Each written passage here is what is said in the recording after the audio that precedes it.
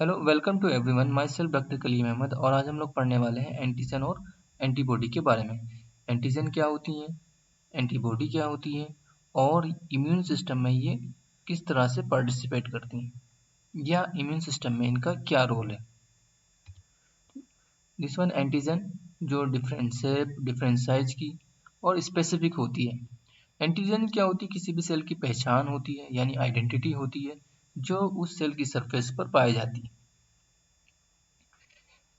Antibody जो होती है ये स्पेसिफिक होती है जिससे स्पेसिफिक एंटीजन बाइंड होती है। यहाँ पर डिफरेंट शेप की एंटीबॉडी आपको दिखाई दे रही है, लेकिन जो बाइंड हुई है वो this one bind to antigen binding site, क्योंकि इस एंटीबॉडी का जो शेप है वो स्पेसिफिक है किसके लिए, इस एंटीजन के लिए। बाकी किसी एंटीजन के लिए ये शेप स्पेसिफिक नहीं है, तो बाकी एंटीजन इससे बाइंड नहीं हो सकती। यानी एंटीजन भी स्पेसिफिक होती है किसी एंटीबॉडी के लिए और एंटीबॉडी भी स्पेसिफिक होती है किसी एंटीजन के लिए। हर एंटीबॉडी हर किसी एंटीजन से बाइंड नहीं होगी और हर एंटीजन हर किसी एंटीबॉडी से बाइंड नहीं होगा। दोनों ही स्पेसिफिक होते हैं एक दूसरे के लिए। एंटीजन क्या होते हैं? एंटीजन क्या होते हैं? एक सब्सटेंसेस होते हैं which induce specific immune reaction in the body, यानी कि ऐसे सब्सटेंसेस जो हमारी बॉडी में इम्यून रिएक्शन को स्टार्ट कर दें या उसको इंड्यूस कर दें। इसकी एक डेफिनेशन ये भी हो सकती है कि एंटीजन ऐसे सब्सटेंसेस होते हैं जो एंटीबॉडी के प्रोडक्शन को स्टार्ट कराते हैं या एंटीबॉडी बनाने के लिए बॉडी को तैयार करते हैं। तो एंटीजन जो होते हैं दो तरह के होते हैं, सेल्फ एंटीजन और नॉन सेल्फ एंटीजन। एंटीजन के बारे में आप इतना जान लीजिए कि ये एक आइडेंटिटी है जो किसी सेल पर पाई जा सकती है, चाहे वो सेल बैक्टीरिया हो उसकी अपनी एक पहचान होती है, फंजाई हो उसकी अपनी एक पहचान होती है, वायरस हो उसकी एक अपनी पहचान होती है। इसी आइडेंटिटी को हम लोग क्या बोलते हैं, एंटीजन बोलते हैं। तो हमारी बॉडी की जो सेल्स होती हैं उनकी भी अपनी एक पहचान होती है, तो चूंकि वो हमारी बॉडी के अंदर पाई जाती हैं इसलिए हम लोग बोलते हैं सेल्फ यानी खुद की एंटीजन। सेल्फ एंटीजन यानी कि जो हमारी बॉडी की सेल्स पर पाई जाती हैं, और इनको ऑटो एंटीजन भी बोलते हैं। जैसे आरबीसी की सरफेस पर एंटीजन ए और एंटीजन बी पाई जाती हैं। नॉन सेल्फ एंटीजन जो हमारी बॉडी में नहीं होती, जो बाहर से आती हैं, जैसे बैक्टीरिया की फॉर्म में आए, वायरस की फॉर्म में आए, फंगस की फॉर्म में आए। अब ये नॉन सेल्फ एंटीजन जो है ये रिसेप्टर्स हो सकता है जो बैक्टीरिया की सरफेस पे पाया जाए, या वायरस की सरफेस पे पाया जाए, या फंजाई की सरफेस पे पाया जाए। ये एंटीजन टॉक्सिन की फॉर्म में हो सकती है। टॉक्सिन जैसे कुछ बैक्टीरिया होते हैं टॉक्सिन रिलीज करते हैं, या जैसे स्नेक बाइट के दौरान स्नेक जो है अपने टॉक्सिन को यानी कि वेनम को बॉडी में इंट्रोड्यूस करता है, तो वो फौरन बॉडी की तरह वर्क करता है।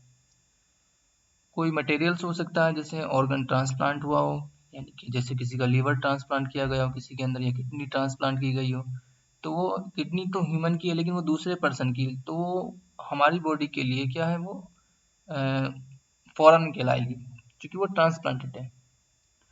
एलर्जन की फॉर्म में हो सकती है जैसे पोलन ग्रेन। तो ये सब क्या है, नॉन सेल्फ एंटीजन के टाइप्स हो, यानी कि वो रिसेप्टर्स हो सकते हैं, टॉक्सिन्स हो सकते हैं, कोई मटेरियल्स हो सकता है, या एलर्जेंस हो सकते हैं, लेकिन वो बाहर से आएगा, हमारी बॉडी में पहले से मौजूद नहीं है। इस वन एंटीजन ये बैक्टीरिया है या कोई भी सेल ले लीजिए उसकी सरफेस पर ये, ठीक है, ये टॉक्सिन्स की फॉर्म में आप एंटीजन कह सकते हैं। Type of non self antigen reaction, एक होता है इम्यूनोजेनिसिटी। इम्यूनोजेनिसिटी का मतलब ये होता है कि एंटीजन बॉडी के अंदर एंटर करे और इम्यून सिस्टम को क्या कराएं, डेवलप कराएं या एंटीबॉडी का प्रोडक्शन कराएं। यानी कि ऐसा एंटीजन जो बॉडी के अंदर एंटर होने के बाद एंटीबॉडी का प्रोडक्शन कराता है, तो हम इस रिएक्शन को बोलते हैं इम्यूनोजेनिसिटी बोलते हैं। और ऐसी एंटीजन को बोलते हैं इम्यूनोजेनिक एंटीजन, यानी कि ऐसी एंटीजन जो बॉडी में एंटर होने के बाद एंटीबॉडी के प्रोडक्शन को स्टार्ट कराती है या इम्यून सिस्टम को डेवलप कराती है, तो हम उसको बोलते हैं इम्यूनोजेनिक एंटीजन। एलर्जिक रिएक्टिविटी हम लोग उसको बोलते हैं जब एलर्जी प्रोड्यूस करती है। कोई भी एंटीजन हमारी बॉडी में एंटर होने के बाद अगर एलर्जी प्रोड्यूस करें तो हम उसको बोलेंगे एलर्जिक एंटीजन। एलर्जन और एंटीजन में थोड़ा सा फर्क है। एलर्जी हर किसी को नहीं हो सकती है, और किसी को किसी चीज़ से एलर्जी होती है, किसी को नहीं होती है। तो एलर्जिक एंटीजन जो होती है वो स्पेसिफिक होती है किसी स्पेसिफिक पर्सन के लिए। हर पर्सन में वो वही रिस्पॉन्स प्रोड्यूस करेगी। ये डिपेंड करता है कि उस बॉडी का, उस ह्यूमन का इम्यून सिस्टम किस तरह से उस एंटीजन को लेता है। यानी कि एक ही एंटीजन एक बंदे के लिए एलर्जिक हो सकती है और दूसरे बंदे के लिए एलर्जिक नहीं हो सकती। केमिकल नेचर ऑफ एंटीजन, तो एंटीजन बेसिकली क्या होते हैं, प्रोटीन होते हैं, और स्पेशली क्या होते हैं, कंजुगेटेड प्रोटीन होते हैं। यानी इसमें प्रोटीन और नॉन प्रोटीन दोनों पार्ट होते हैं। तो ये लाइपोप्रोटीन हो सकता है, ग्लाइकोप्रोटीन हो सकता है और न्यूक्लियोप्रोटीन हो सकता है। और जो प्रोटीन होते हैं वो अमीनो एसिड से मिलकर बने होते हैं। तो जो एंटीजन है वो क्या है, कंजुगेटेड प्रोटीन है। कंजुगेटेड प्रोटीन का मतलब वही है कि उसमें प्रोटीन और नॉन प्रोटीन दोनों पार्ट होते हैं। और प्रोटीन क्या होते हैं, अमीनो एसिड से मिलकर बने होते हैं, और दो अमीनो एसिड आपस में पेप्टाइड बॉन्ड से जुड़े होते हैं। तो ये लाइपोप्रोटीन हो सकता है, ग्लाइकोप्रोटीन हो सकता है, न्यूक्लियोप्रोटीन हो सकता है। इस वन एंटीबॉडी। अभी तक हम लोग क्या पढ़ रहे थे, एंटीजन पढ़ रहे थे, हम लोग पढ़ने वाले हैं antibody. This one antibody, structures of antibody, this is Y shape.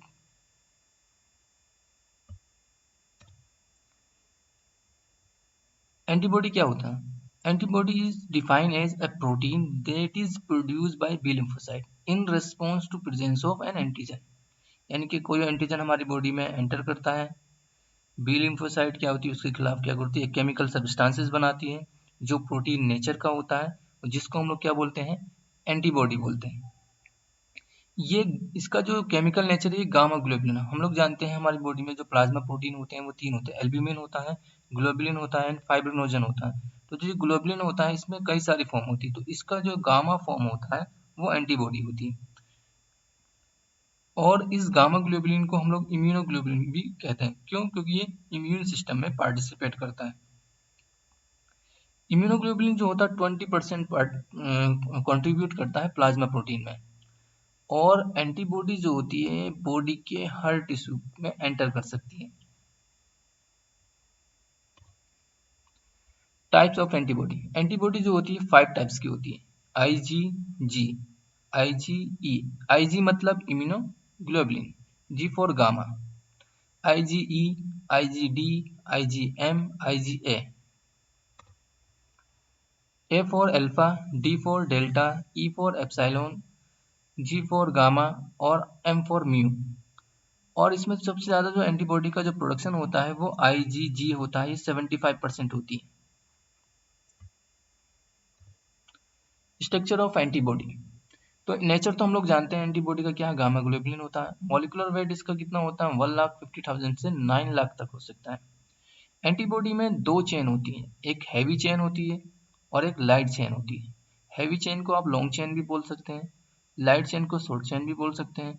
और हैवी चेन में जो अमीनो एसिड होते हैं वो 400 अमीनो एसिड होते हैं, लाइट चेन में जो अमीनो एसिड होते हैं वो 200 अमीनो एसिड होते हैं। Each antibody has two half. अगर आप एंटीबॉडी को देखें, दिस वन एंटीबॉडी, ये पूरा स्ट्रक्चर एक, ये वन हाफ हो गया एंटीबॉडी का, ये सेकंड हाफ हो गया। ये इसकी हैवी चेन है, ये दूसरी हैवी चेन, यानी दो हैवी चेन हो गई। ये इसकी लाइट चेन है, ये इसकी लाइट चेन है। ओके, फिर हम लोग इसको हम लोग इस तरह से भी डिवाइड करते हैं, येलो कलर से हाफ में डिवाइड कर दीजिए आप, ऊपर का हाफ और नीचे का half. Okay, listen, each antibody has two halves which are identical. Okay, each half of antibody consists of one heavy chain and one light chain. The two halves are held together by disulfide bond. Okay, the two chain in each half are also joined by disulfide bond. Disulfide bond allow the movement of amino acid. The each antibody, the light chain is parallel to one end of the heavy chain. Okay, the light chain and part of heavy chain parallel to it form one arm, Okay, the remaining part of the heavy chain form another arm and joined by the hinge joint. Each antibody have two region. One is constant region, other is variable region. तो antibody का structures, this one antibody, structures of antibody, इसमें दो chain होती है, एक heavy chain होती है और एक लाइट चेन होती है। हैवी चेन के दो लाइन होती हैं, दिस वन हैवी चेन, इनके एक पेयर हैवी चेन का होता है और एक लाइट चेन का होता है। इसको हम दो पार्ट में डिवाइड कर देते हैं, लेफ्ट एंड राइट। लेफ्ट में जो है एक लाइट चेन आई है और एक हैवी चेन आई है, this is one half, this one another half, और ये दोनों आइडेंटिकल होते हैं, दिस हाफ और दिस हाफ। जो ईच हाफ जो होता है उसमें क्या होता है, एक लाइट चेन होती है और एक हैवी चेन होती है, और दोनों आपस में किससे जुड़े होते हैं, डाइसल्फाइड बॉन्ड से। This one disulphide bond, this one disulphide bond, और each half, one half and another half also bind with the disulphide bond. अब एंटीबॉडी की दो आर्म होती हैं, तो इतने से ऊपर एक आर्म हो गई और इतने से नीचे जो है वो एक आर्म हो गई। तो अपर आर्म में एक वन आर्म जो है वो एक लाइट चेन रखती है और हाफ हैवी चेन रखती है, half heavy chain one light chain, और अनदर हाफ जो होता है उसमें क्या होता है, सिर्फ हैवी चेन होती है। फिर एंटीबॉडी के कुछ रीजन होते हैं, इसमें एक कांस्टेंट रीजन होता है और एक वेरिएबल रीजन होता है।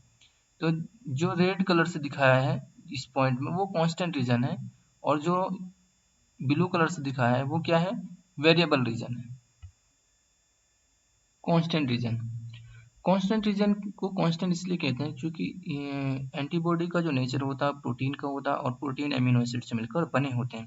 तो कांस्टेंट रीजन में जो अमीनो एसिड होते हैं उनका जो नंबर होता है, उनका जो सीक्वेंस होता है वो फिक्स होता है।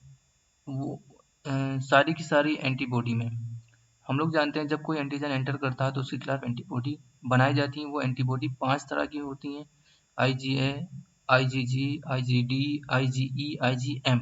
इन सारी की सारी एंटीबॉडी में ये रीजन क्या होता है, सेम होता है, सिमिलर होता है, कांस्टेंट होता है। इसीलिए इसको इस्तेमाल करते हैं आइडेंटिफिकेशन में। And function of different type of immunoglobulin depend on the constant region. दूसरा ये है कि ये रीजन जो है बाइंड करता है एंटीबॉडी रिसेप्टर पर, और एंटीबॉडी रिसेप्टर कहाँ पर पाए जाएंगे, किसी दूसरी सरफेस की सेल मेम्ब्रेन पर या फॉरेन एंटीजन। इसको हम लोग बोलते हैं कॉम्प्लीमेंट बाइंडिंग रीजन भी बोलते हैं। क्यों, क्योंकि ये पार्टिसिपेट करता है कॉम्प्लीमेंट फिक्सेशन में। हम लोग पढ़ेंगे नेक्स्ट चैप्टर में इसको। कांस्टेंट रीजन को हम लोग बोलते हैं FC रीजन भी बोलते हैं। FC मतलब फ्रेगमेंट क्रिस्टलाइजेबल रीजन। ओके, तो कांस्टेंट रीजन के बारे में हमें पता होना चाहिए कि इसमें अमीनो एसिड का जो सीक्वेंस होता है और उसका जो नंबर होता है वो क्या होता है, सिमिलर होता है all antibody of each type, क्योंकि one antigen form 5 types of antibody. इसलिए इसको इस्तेमाल करते हैं आइडेंटिफिकेशन में। Next, variable region. Variable region को वेरिएबल रीजन इसलिए बोलते हैं, इसको शॉर्ट फॉर्म में VL बोलते हैं, कि इसमें जो अमीनो एसिड का जो नंबर होता है और जो सीक्वेंस होता है वो फिक्स नहीं होता, जैसे किसमें होता है, कांस्टेंट रीजन में होता है। और ये जो रीजन होता है वेरिएबल रीजन, ये एंटीबॉडी की मदद करता है स्पेसिफिक एंटीजन से बाइंड करने में। इसीलिए इसको हम लोग बोलते हैं एंटीजन बाइंडिंग रीजन या FAB, यानी कि फ्रेगमेंट एंटीजन बाइंडिंग रीजन। क्योंकि ये वेरिएबल होता है, एंटीजन टू एंटीजन क्या होता है, स्पेसिफिक होता है। हर एंटीजन के लिए ये रीजन क्या होता है, डिफरेंट होता है। Function of different antibodies. तो IgA का जो फंक्शन होता है वो डिफेंस मैकेनिज्म है। जाहिर सी बात है सारी एंटीबॉडी का जो फंक्शन है वो डिफेंस मैकेनिज्म। लेकिन जो हमारी बॉडी के जो सिक्रीशन होते हैं, जैसे टीयर है, सलाइवा है, वेजाइनल सिक्रीशन है, इन सब में जो है वो IgA पाया जाती है। और IgA जो है यानी कि लोकल डिफेंस प्रोवाइड करती है बॉडी को। IgD क्या करती है? Recognition of antigen by B lymphocyte, B lymphocyte की मदद करती है एंटीजन को रिकॉग्नाइज करने। IgE एलर्जिक रिएक्शन प्रोवाइड करती है। IgG जो है वो कॉम्प्लीमेंट फिक्सेशन में पार्टिसिपेट करती है। IgM भी कॉम्प्लीमेंट फिक्सेशन में पार्टिसिपेट करती है। मैकेनिज्म ऑफ एक्शन, तो दो तरह के मैकेनिज्म ऑफ एक्शन पाए जाते हैं एंटीबॉडी किस तरह से वर्क करती है, बाय डायरेक्ट एक्शन, दूसरा through complement system. Thank you. ये एंटीजन और एंटीबॉडी के बारे में था। तो एंटीजन का जो अगर डेफिनेशन आपको देना हो तो एंटीजन ऐसे सब्सटेंसेस होते हैं जो एंटीबॉडी के प्रोडक्शन को स्टार्ट कराते हैं, और एंटीबॉडी ऐसे सब्सटेंसेस होते हैं जो एंटीजन के आने पर बनना शुरू होते हैं बी लिम्फोसाइट के द्वारा। Thank you.